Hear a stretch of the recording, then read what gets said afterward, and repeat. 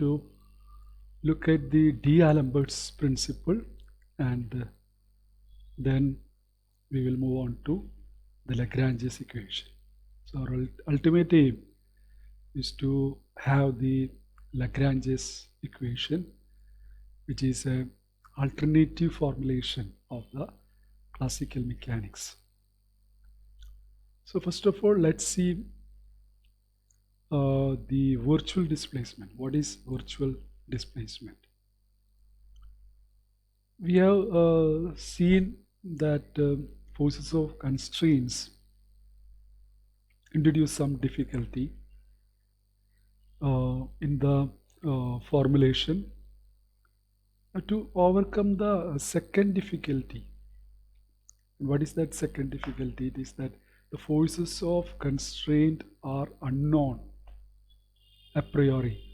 What that means, the forces of constraints are not initially known. Okay, so that difficulty is there. We formulate the mechanics in such a way that the forces of constraint disappear. Okay, so that's what we are going to do now. We formulate the mechanics so that the forces of constraint disappear. For that, we first of all define virtual displacement.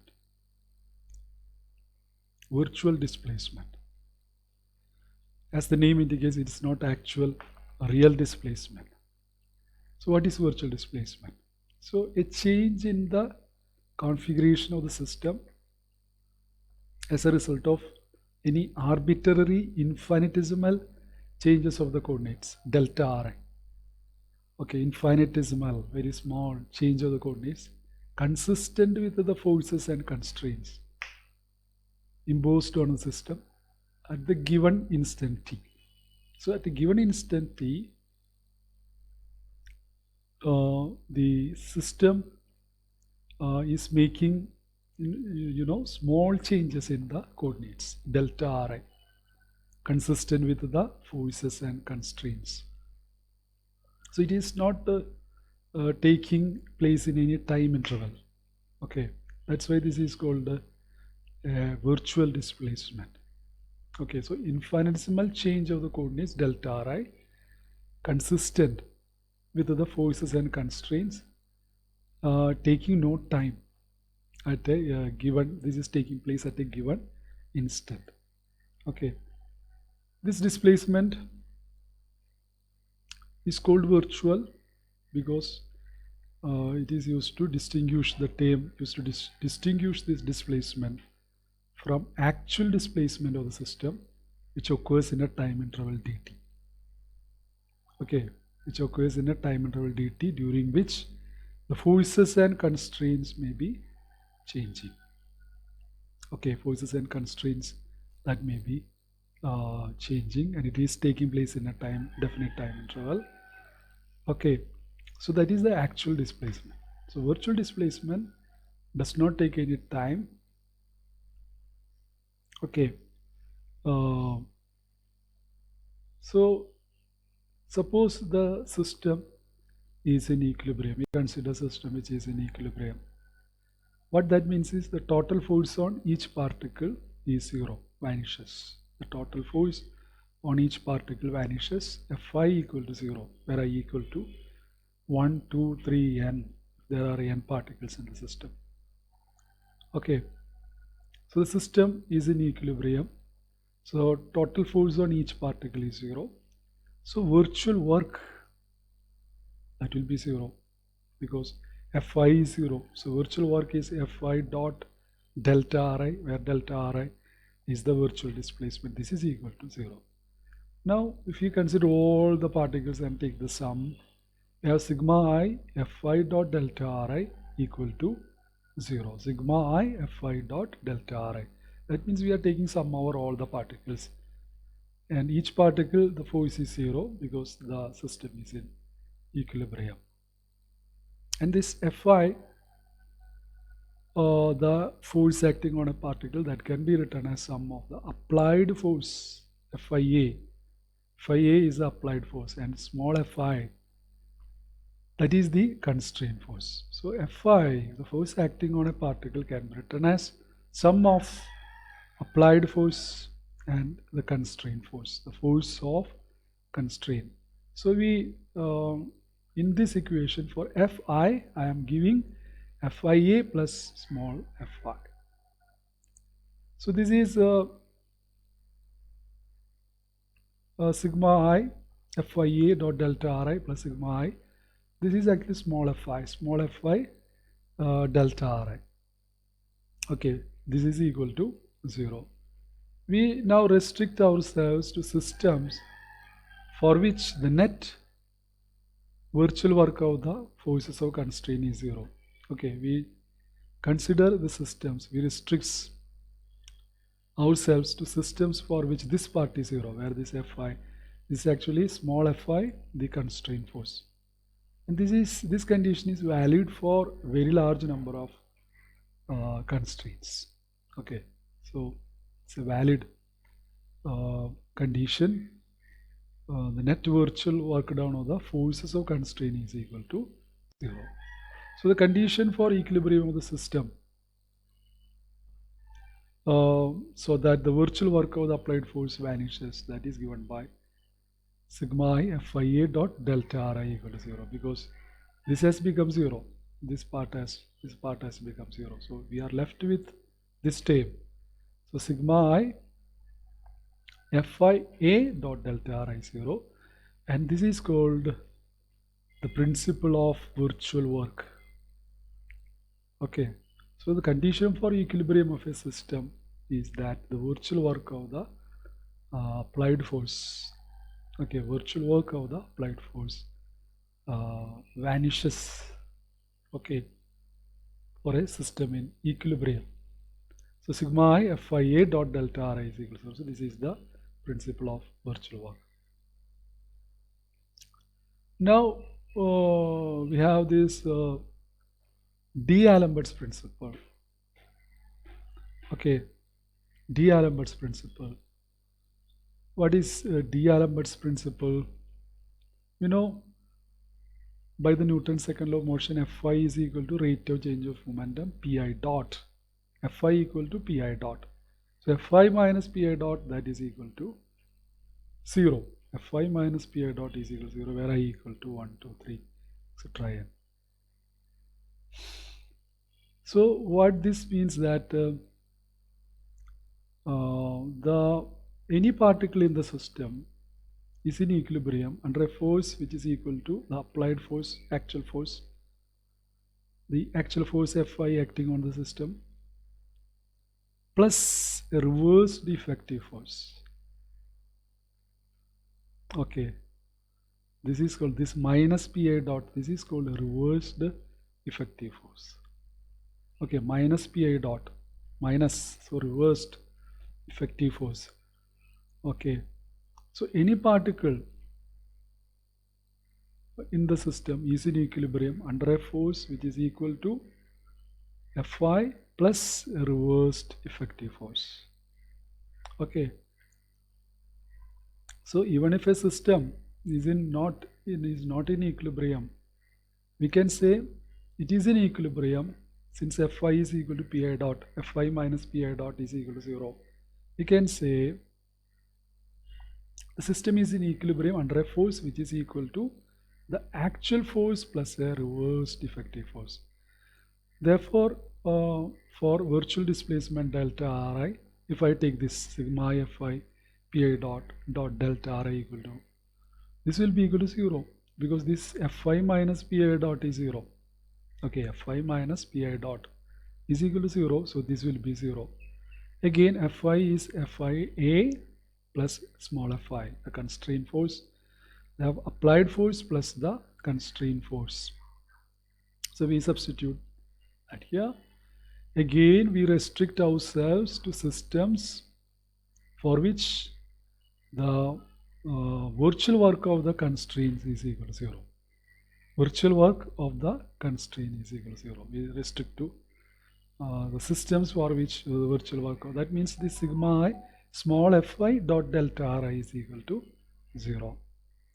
Okay, So we have this sigma I fi a minus pi delta ri equal to 0.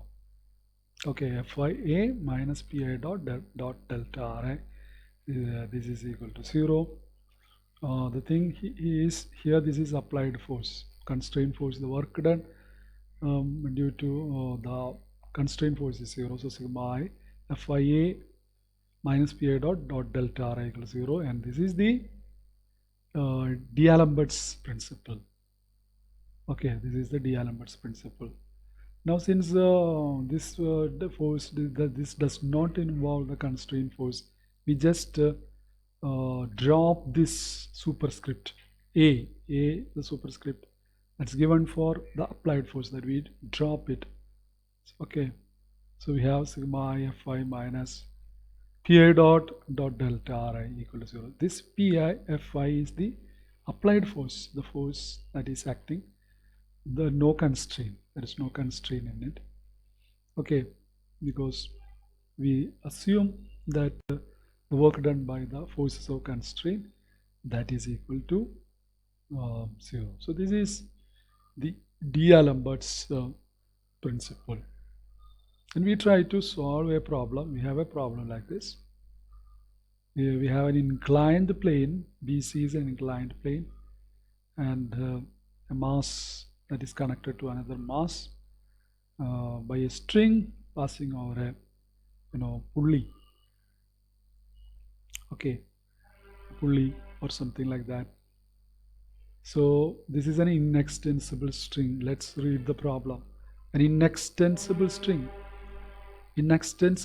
of negligible mass hanging over a smooth peg B connects one mass M1.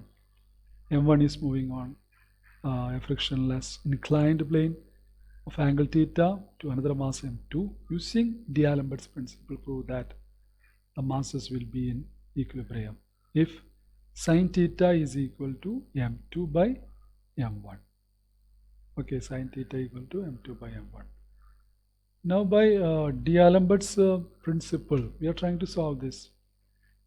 Here we have only two particles. What are the two particles? M1 and M2. So sigma I 1 to 2 Fi minus Pi delta I. And what is Fi? The force, applied force on the first particle. Sorry, ith particle. Can be the first particle and second particle. And R1, R2 are the position vectors of M1 and M2 relative to B. So we are taking this point with respect to this. R1 is the position vector of M1, R2 is the position vector of M2 with respect to this point. Okay. So I can write this equation sigma I Fi minus Pi delta Ri as this one. M1 M1G. This is the force, applied force acting on the first particle due to the weight. It will be acting in the downward direction. M1G, this is M1, and M1G in the downward direction, the weight will be acting. Okay, now this P1 dot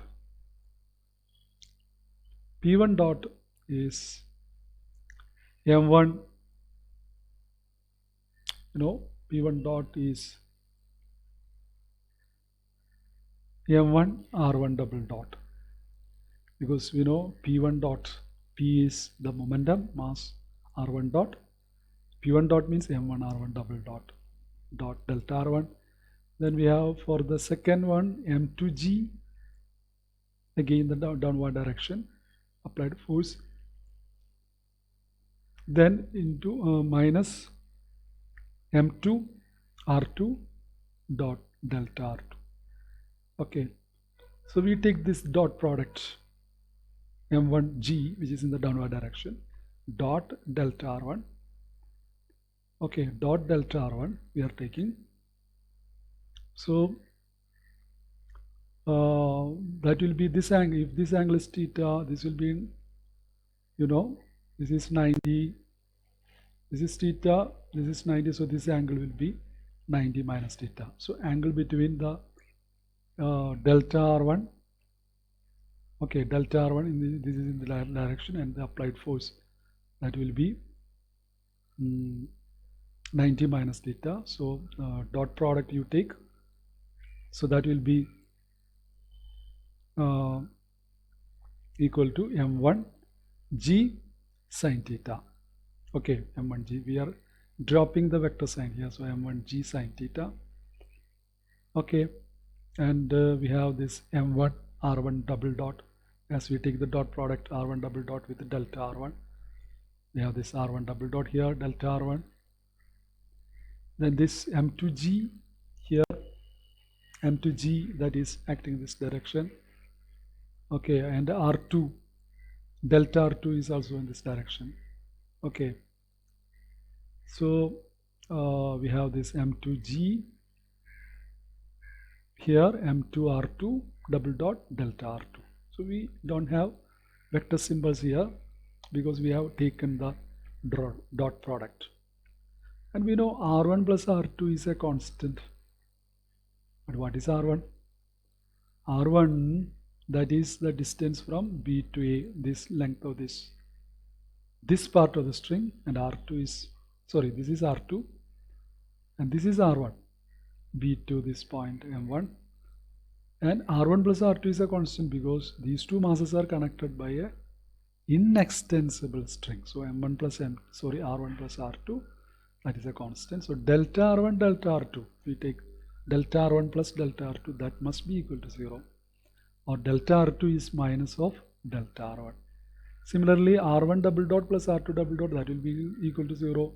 R2 double dot is equal to minus R1 double dot, inextensible string. Okay, so we substitute all of them here. Okay, so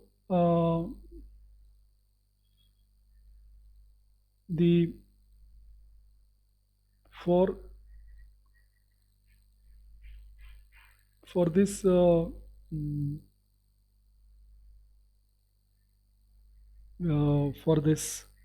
we are writing from this, we are writing m1g sine theta minus m2g, because you know the delta r2 is minus delta r1, so minus m2g delta r1. Here m1 r1 dot, sorry, m1 r1 double dot, then m2 r2 double dot, so that is written as minus of m1 plus m2 r1 double dot delta r1, that is equal to 0. And if the system is in equilibrium, okay, system is in equilibrium, the r1 double dot, that will be equal to 0. R1 dot will be 0, R1 double dot is equal to 0. So what that means is this will be 0. M1g sine theta, that will be equal to M2g, or sine theta will be equal to M2 by M1. The g will get cancelled. So this is the, what is the question? Prove that the masses, using a D'Alembert's principle, prove that the masses will be in equilibrium.